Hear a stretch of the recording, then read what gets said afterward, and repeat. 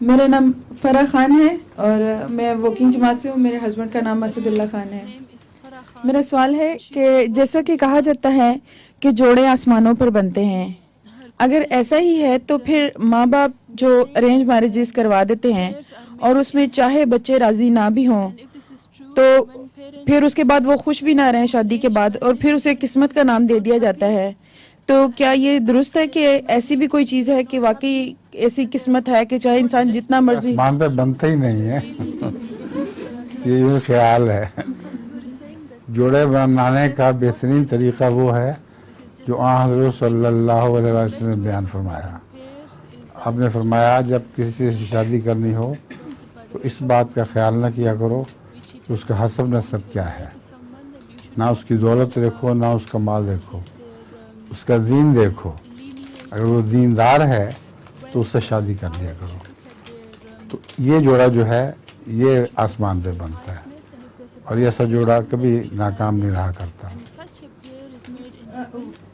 میرے یہ بھی تھا سوال میں کہ کچھ ایسی بھی چیز ہے کہ جسے کہتے ہیں کہ یہ قسمت تھی، مطلب کہ اگر شادی کے بعد انسان خوش نہیں رہتا یا کسی وجہ سے بھی کہ شکریہ. جو میرا ایک لطیفہ بھی ہاں سنائیں.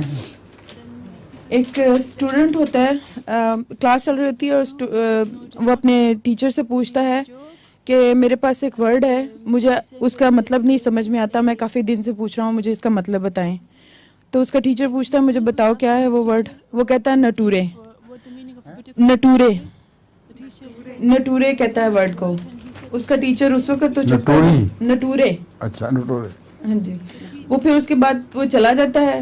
2-3 دن ٹیچر اس کا جا کے تو ڈھونڈتا رہتا ہے لیکن اس کو ورڈ نہیں ملتا، یہ کہ یہ کیا ورڈ اس نے مجھ سے پوچھ لیا، اس کا مطلب مجھے نہیں مل رہا. ہر روز اس کو آ کے نیا بہانہ کرتا ہے. تو 3-4 دن کے بعد تنگ آ کے اس سے وہ اسپیلنگ پوچھتا ہے کہ اس کے اسپیلنگ کیا ہے. تو وہ کہتا ہے NATURE. وہ نیچر کو نٹورے پڑھ رہا ہوتا ہے. اس کا ٹیچر سر پکڑ کے بیٹھ جاتا ہے کہ میں کھپ گیا ہوں اس کو ڈھونڈنے کے لیے، تو تم نیچر کو نٹورے پڑھا. وہ کہتا ہے سر یہ میرے فٹورے کا سوال تھا. وہ فیوچر کو بھی فٹورے ہی بولتا پھر.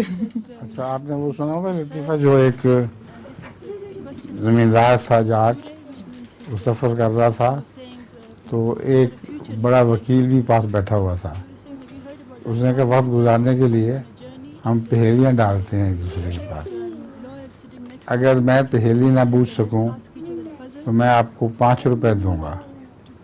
میں غریب جاٹ ہوں، مجھے زیادہ علم نہیں ہے، اگر آپ نہ بوجھ سکیں تو آپ مجھے 50 روپے دینا. تو اس نے کہا پرواہ نہیں، ٹھیک ہے چلو پہیلی بتاؤ. اس نے پہیلی یہ بتائی کہ ایک جانور ہے وہ جب اڑتا ہے تو اس کے جو دونوں پاؤں ہیں وہ پر بن جاتے ہیں اور پیچھے دم اگاتی ہے خود بخود، اور جب وہ زمین پہ بیٹھتا ہے تو دونوں پاؤں واپس آ جاتی ہیں اور دم غائب ہو جاتی ہے. وہ جانور کون سا ہے بتاؤ مجھے. وکیل صاحب نے بڑا غور کیا، انہوں نے کہا مجھے تو کچھ سمجھ نہیں آئی. انہوں نے کہا اچھا 50 روپے نکالیں. 50 روپے لے لیے. وکیل نے کہا اب تم بتاؤ کیا کون سا جانور ہے. اس نے مجھے آپ نہیں آتا، یہ 5 روپے واپس اپنے 5 روپے لے لیں.